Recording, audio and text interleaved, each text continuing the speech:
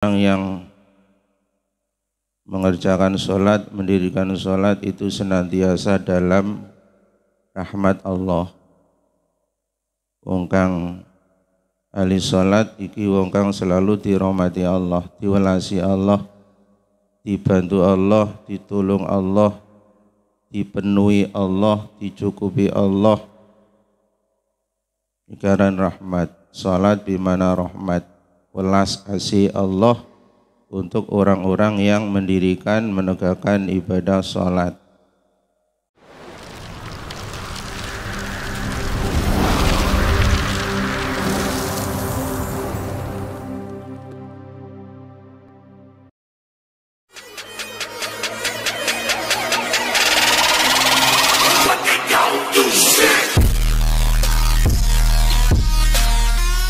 Terus suci dhuwur wa awal waqtiha utawi kawitane waktu dhuwur iku zawalu samsi ling sire srengenge wa akhiruhu utawi akhir waktu dhuwur iku idasara nalikane dadi apa dilukuli sayin ayang-ayange saben-saben suci-suci iku mislahu madani apa kuli sayin ba'da dili zawali dalam sakwuse ayang dalam waktu wenang iku ila grupi samsi temuka sorop srengenge wal maghribu lan maghrib wa waktune maghrib iku wahidu siji wa huwa utawi wahid iku grupi samsi iku grupi samsi surupe utawi akhiri waktu isya bil ikhtiyari dalam waktu milih iku ila sulusil laili temuka sepertelune bengi fil jawazi dalam waktu milih dan dalam waktu milih iku ila tulu'il fajri temuka marang waktu fajar as-sani kang kaping pindho wasubuhi lan subuh wasubuhu lan subuh wa awal waktiha utawi kawitan iku ila tulu'il fajri wetune fajar temungka metune fajar asani kang kaping pindho wa akhiruhu utawi akhire waktu subuh bil ikhtiyari ing dalam waktu milih iku ila asfari temungka remyang-remyang lingsik ramyang-ramyangi srengenge afil jawasi ing dalam waktune milih iku ila tulu isamsi temengko surupe srengenge iku ila tulu il samsi temengko metune srengenge.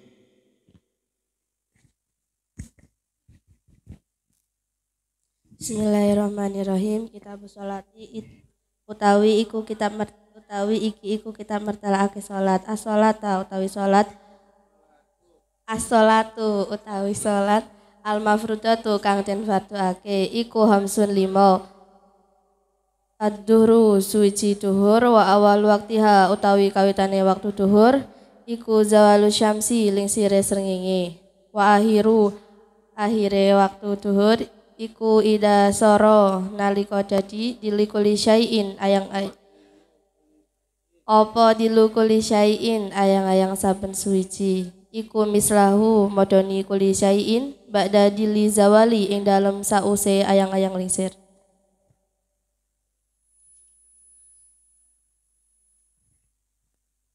Wal asru lan asar wa awal waktiha utawi kawitane waktu asar iku aziyadatu tambah ala dili misli ing atase ayang-ayang podo wa akhiru utawi akhire waktu asar fil ihtiyari ing dalam waktu ikhtiar iku ila dili mislaini tumeka marang ayang-ayang podo loro wa fil zawazi lan ing dalam waktu zawaz ila guru bisyamsi tumeka marang surupe srengenge wal maghribu lan maghrib wa waktuha lan waktu maghrib iku wahidun siji wa huwa utawi wahid iku guru bisyamsi surupe srengenge wa bini darima kelawan lan kelawan kira-kirane barang yuadinu kang adan sapa wong wa yatawaddau lan wudu sapa wong wa yasturu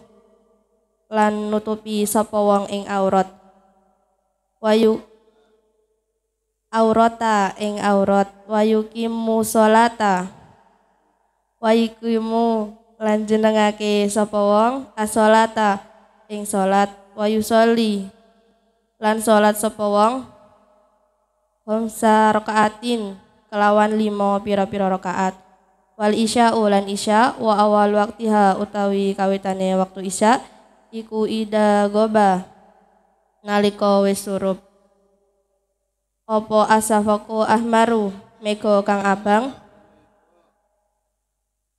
apa asafaku meko al ahmaru kang abang wa akhiruhu utawi akhir waktu akhir waktu isya fil ihtiyari ing dalam waktu ikhtiar iku ila sulusilaili tumeka marang sepertelune wengi wa fi jawazi lan ing dalam waktu jawaz ila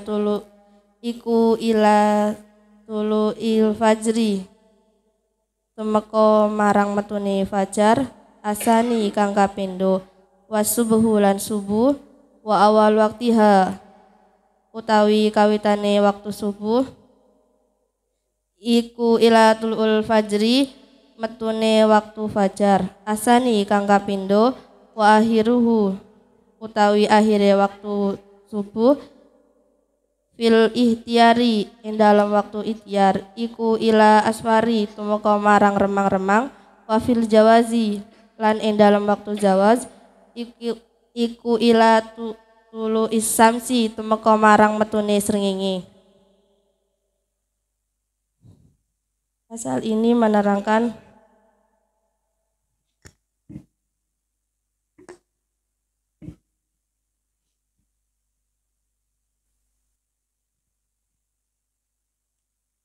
Bismillahirrahmanirrahim.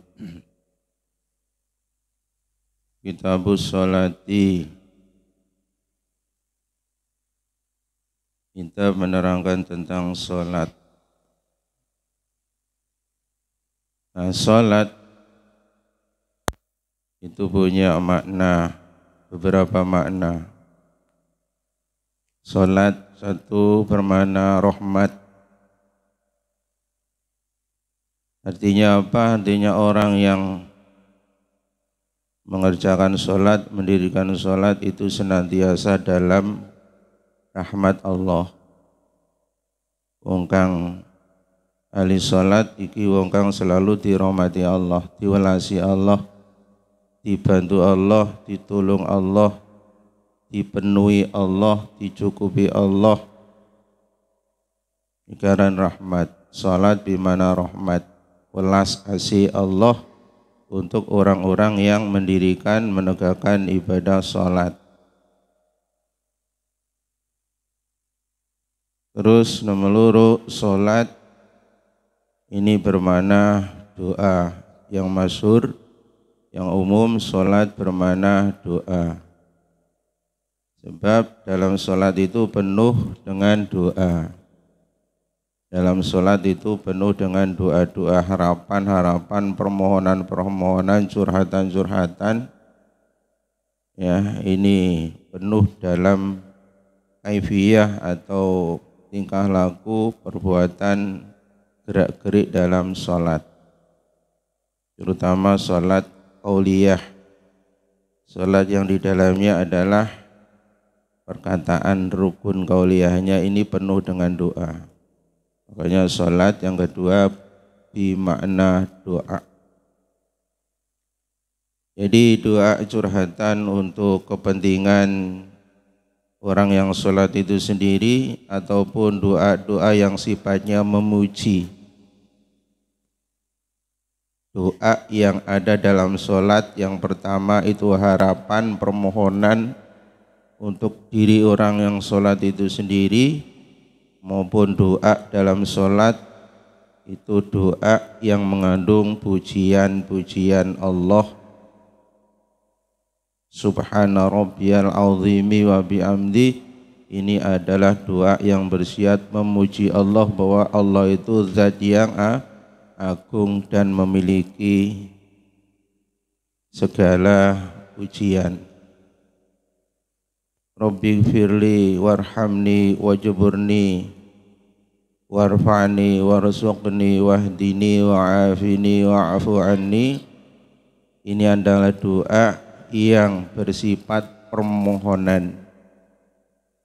Rabbi rzuqni, berilah rezeki kami ya Allah, warhamni, kasihanilah kami, warfa'ni, angkatlah derajat kami, wahdini, tunjukilah kami kepada jalanmu yang benar, wa'fu anni, ampunilah dosa-dosa kami.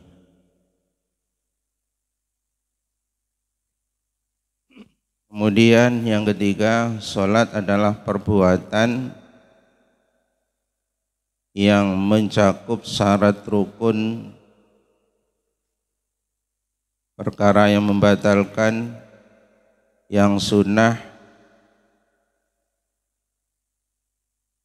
yang harus dikerjakan oleh umat Islam sebagai tuntutan dalam mengerjakan syariat perintah Allah Subhanahu wa ta'ala.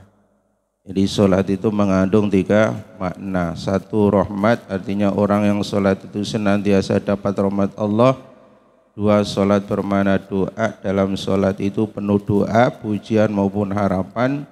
Kemudian yang ketiga, sholat itu adalah perintah Allah yang di dalamnya ada syarat rukun serta perkara yang membatalkan sebagai bentuk ta'abud, pengabdian manusia sebagai makhluknya kepada Sang Pencipta Allah Subhanahu wa ta'ala.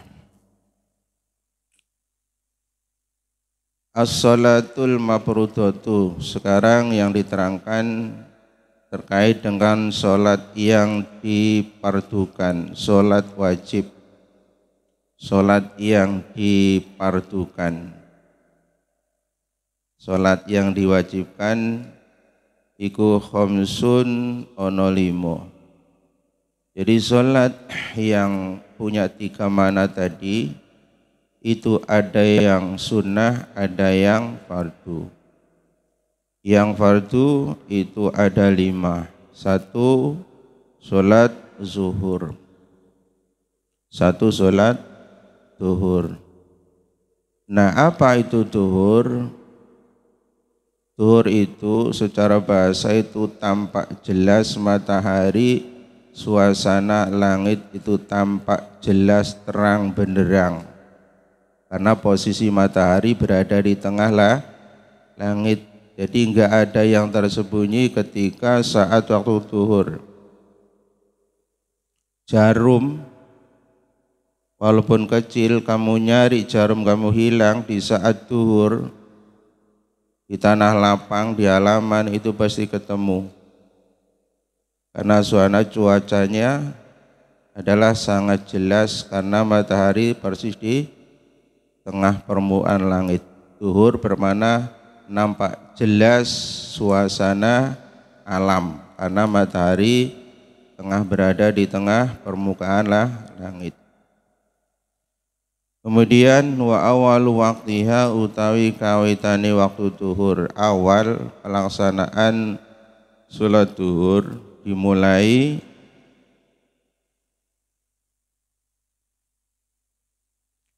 zawalus samsi, ketika matahari sudah condong bergerak bergeser dari yang awalnya di tengah kemudian bergeser. Itulah awal kita orang Islam mengerjakan masuk sholat zuhur. Matahari di tengah, mulia mana?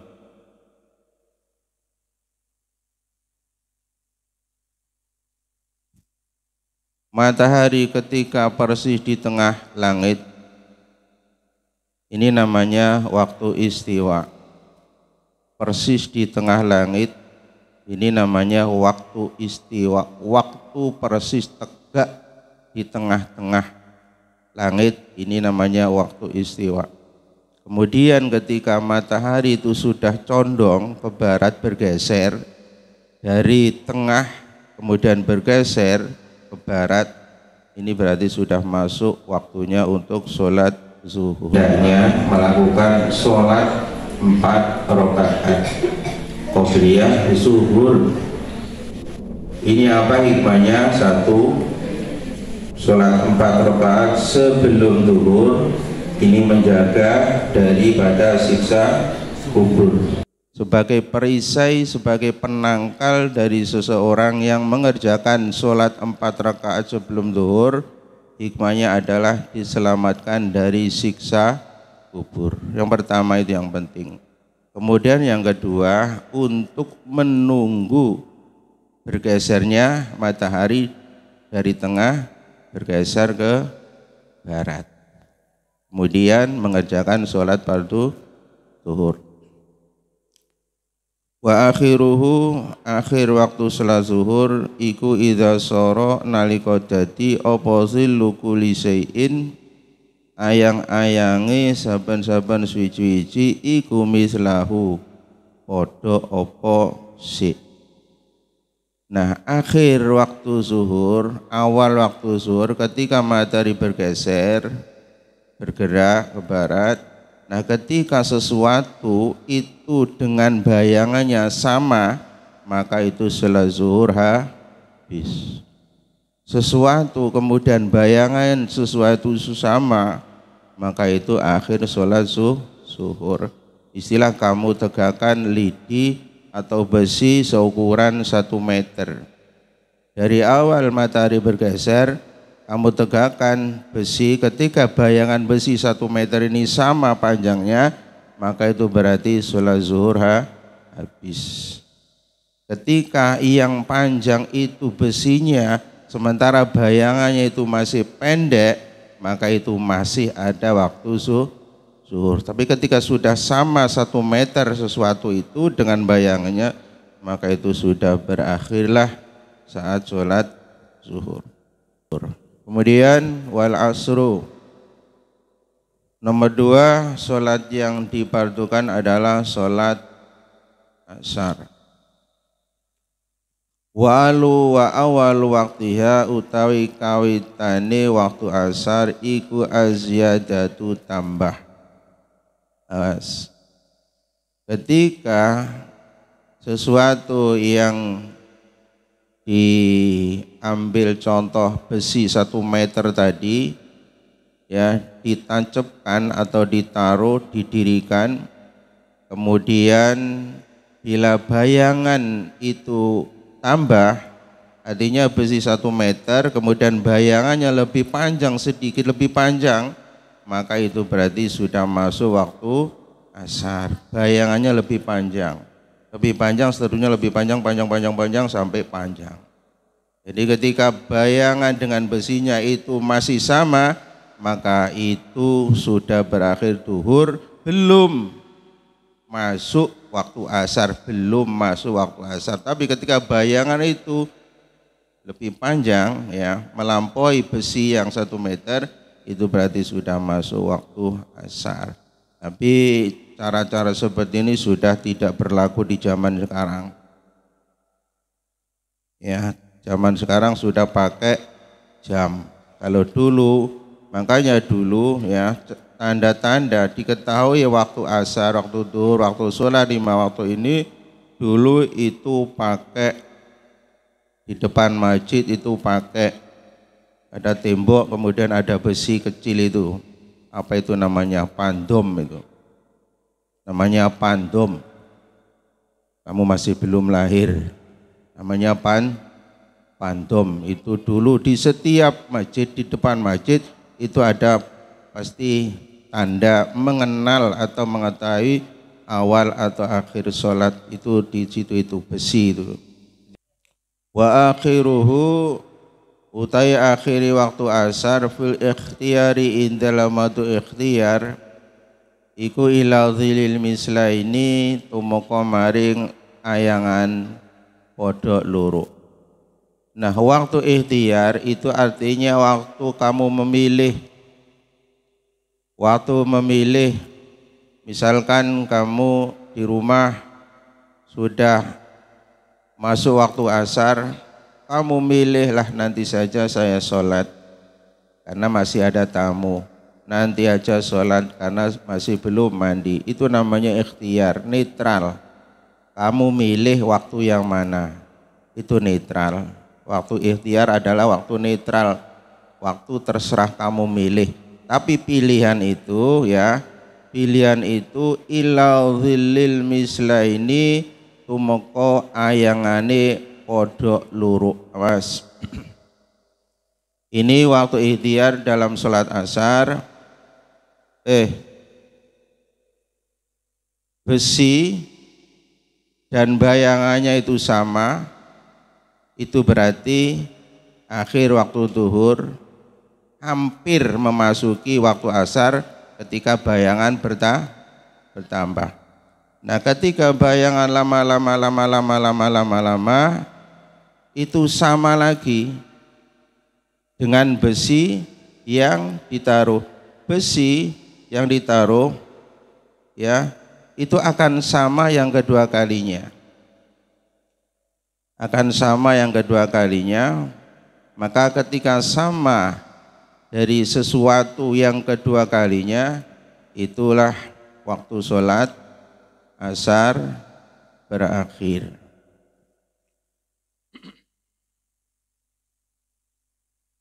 Kemudian wabil jawazi dalam waktu zawaz. Waktu zawaz itu artinya waktu mepet. Waktu mepet, kamu tertidur, kamu kelupaan, masuk di waktu zawat, boleh masih mengerjakan sholat asar. Jadi waktu zawat adalah waktu yang mepet. Waktu mepet. Ketika kamu lengah, habislah waktu itu. Karena waktu zawat adalah waktu yang masih boleh kamu kerjakan sholat, karena waktunya masih ada, tinggal sedikit. Itu namanya waktu zawat. Tapi kalau waktu ikhtiar, itu waktunya banyak, cuman kamu milih nanti saja kalau saya sholat karena ada ini. Itu namanya waktu ikhtiar, netral, karena waktunya banyak. Tapi kalau waktu zawat itu waktu yang udah mentok, hampir habis. Nah, dalam sholat asar waktu zawat, waktu mentok itu ila ghurubi syamsi tumeka surub srengenge. Waktu mentok lah, nggak bisa diundurkan lagi. Itu ketika matahari sudah terbenam, masih belum terbenam sempurna, masih terbenam, masih ada bayangan-bayangan kuning, ya, itu masih boleh waktu sholat asar. Itu namanya waktu zawaz, waktu mepet, waktu yang terdesak, hanya boleh masih untuk sholat asar karena waktunya masih ada 1 menit atau 2 menit.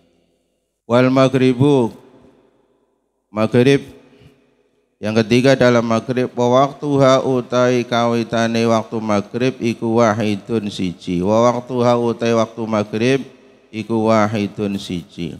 Nomor 3, sholat maghrib waktunya hanya 1. Jadi enggak ada waktu ikhtiar, enggak ada waktu zawaz. Ya, kalau waktu asar itu ada waktu ikhtiar, ada waktu zawaz. Zuhur itu tidak ada waktu ikhtiar, waktu zawat. Harus seketika sholat zuhur, harus langsung sholat zuhur. Jadi enggak ada pilihan dalam syariatnya. Waktu maghrib adalah cuma 1, yaitu wahwa ghurubus syamsi, wahwa utai wahid waktu salat maghrib iku ghurubus syamsi, ketika matahari terbenam dengan sempurna.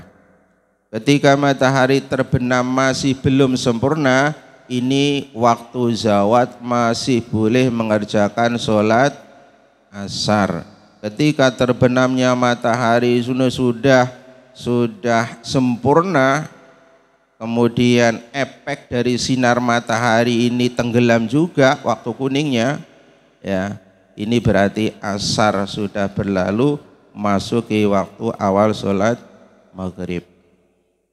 Nah, kira-kira waktu sholat maghrib itu sangat singkat, sangat pendek. Perhatikan, waktu sholat maghrib hanya satu, kira-kira sepanjang atau selama wabimik darima lan kelawan kira-kira di barang yu'azinu azan wong wa yatawadau wudu wa yasturan wudu bi ala aurat ing aurat wa yuqimu lan ngadeg njenengaken wong ing salat wa yusalli khamsa rakaatin dan salat wong ing 5 rakaat.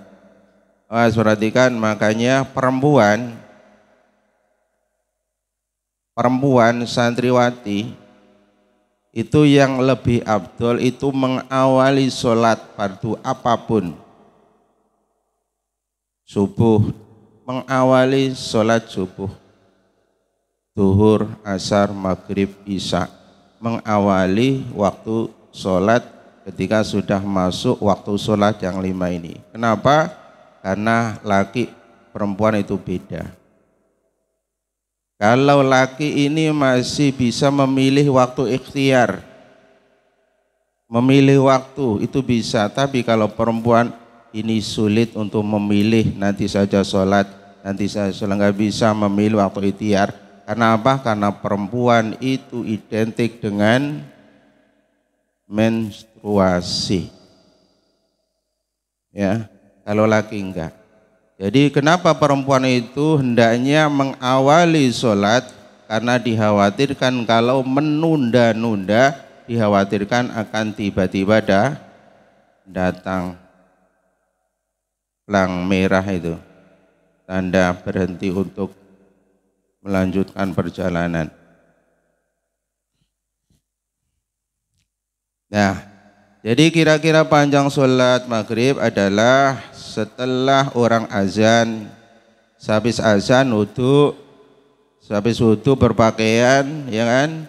Habis berpakaian mengerjakan sholat maghrib 3 rakaat, ya, kemudian melanjutkan setelah sholat maghrib 3 rakaat, sholat sebanyak 5 rakaat, sholat sunnah ba'diyah atau sholat sunnah setelah ba'diyah, sholat yang biasa dilakukan oleh para ulama. Ya, nah ketika sholat yang setelah sholat fardu maghrib 3 kemudian ditambah mengerjakan sholat 5 waktu, maka dari situlah sudah habis waktu sholat maghrib. Jadi pendek banget. Kemudian wali saulan isya, ya, cengerundang. Baik, ini enggak jam.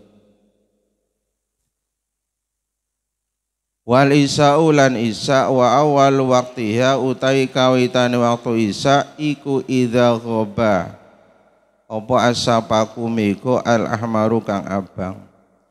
Waktu salat isya awal dimulainya salat isya ketika mega yang berwarna merah ini sudah hilang, ya. Wa akhiruhu utai akhir waktu salat isya bil ihtiyari indalam waktu ihtiyar, waktu netral, waktu milih dari awal salat kamu milih itu sampai ila thulusil laili tumeka maring sepertune bengai. Ketika kamu memilih salat isya, memilih netral waktu, ya, ketika awal tidak bisa mengerjakan, terutama laki-laki. Kalau perempuan sih harus awal waktu isya, jangan nunggu-nunggu jam 12, jam 1, jam 11, nggak usah. Kalau tadi dikhawatirkan. Waktu ikhtiar untuk sholat isya ini berakhir ketika sudah waktu sepertiga malam. Sepertiga malam kira-kira jam 3:30. Ini akhir waktu sholat isya. Kemudian sholat isya ada waktu zawaz, ada waktu notok, masih boleh mengerjakan sholat isya, yaitu ketika ila tulu'il fajri asani, ketika fajar yang kedua ini sudah keluar. Gugusan bintang, jutaan bintang menerangilah langit seakan-akan masuk subuh, seakan-akan terang karena subuh, tapi itu nipu. Namanya pacar kadzib. Ya, suasana terang yang menunjukkan kalau itu subuh tapi itu bohong, namanya pajar kadzib. Nah, pajar yang kedua namanya pajar sodik.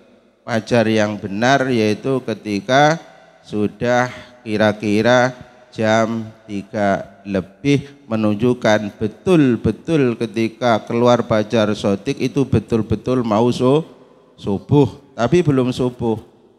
Ya, kira-kira jam 3 lebih seperempat lah, ini namanya waktu jawab, masih boleh mengerjakan sholat isya, cuman jangan sampai terlanjur ketika sudah azan subuh sudah habis. Yang terakhir wa subuh lan subuh, wa awal waktiha utai kawitan waktu subuh iku tuluul fajri tsani nalika metune fajar kedua. Jadi awal akhir sholat isya itu ketika fajar sodik itu keluar, berarti masuk kepada waktu sholat subuh. Fajar itu tadi ada berapa?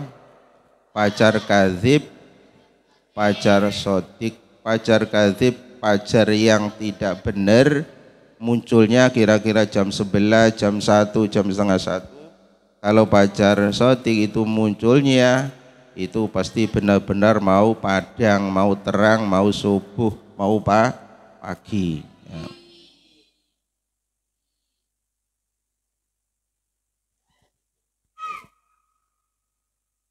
Wa akhiruhu utai akhir waktu subuh bil ikhtiyari in dalam waktu ikhtiyar. Sekarang awal waktu subuh tadi apa? Ketika fajar sodik sudah keluar. Ya, ketika fajar sodik sudah keluar itu berubah-ubah ya, berubah-ubah tiap saat, tiap zaman, tiap masa itu ya berubah-ubah. Ya fajar sodiknya enggak berubah, jamnya ini loh yang berubah. Kalau dulu fajar sodik itu kira-kira ya jam 4 itu baru muncul jam. Sekarang fajar sodik sudah muncul kira-kira jam 3.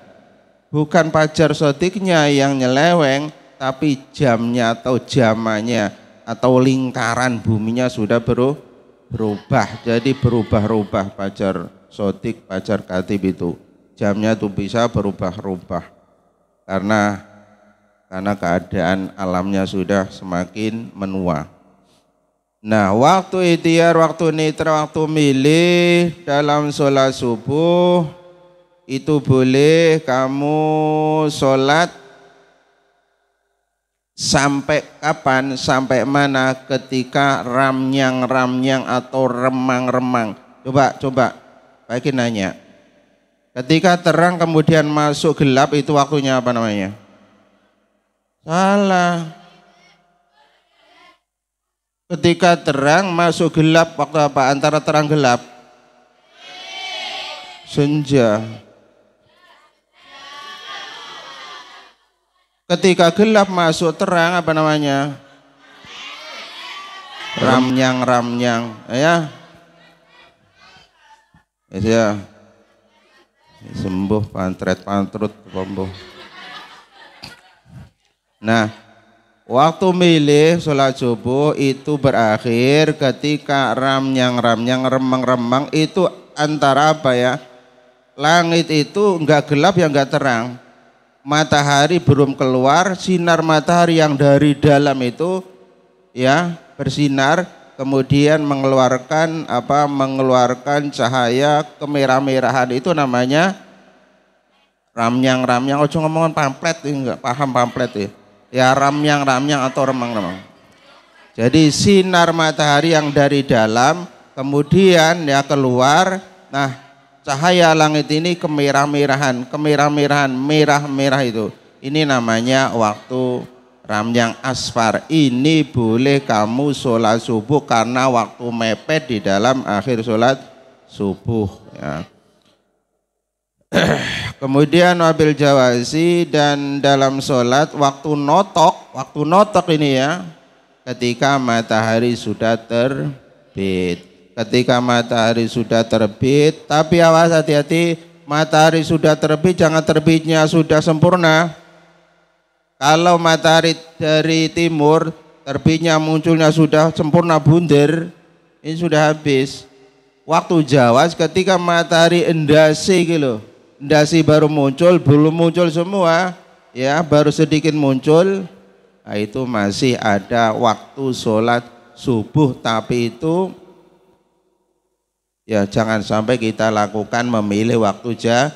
Hati-hati santri, antara waktu ikhtiar dengan waktu jawas, jangan sampai kita membiasakan mengambil waktu zawas, waktu yang notok, waktu yang mendekati habis. Mending kita mengambil waktu netral atau ikhtiar, agar supaya kita selamat dari sholat yang tidak sah. Wallahu a'lam bishawab. Lanangi ingli mulih. Subhanakallahumma bihamdika asyhadu an la ilaha illa anta astaghfiruka wa atubu ilaik. Wa sallallahu ala Muhammadin wa ala alihi wa sahbihi wa baraka wasallam. Walhamdulillahi rabbil alamin. Assalamualaikum warahmatullahi wabarakatuh. Allahumma shalli ala Muhammad.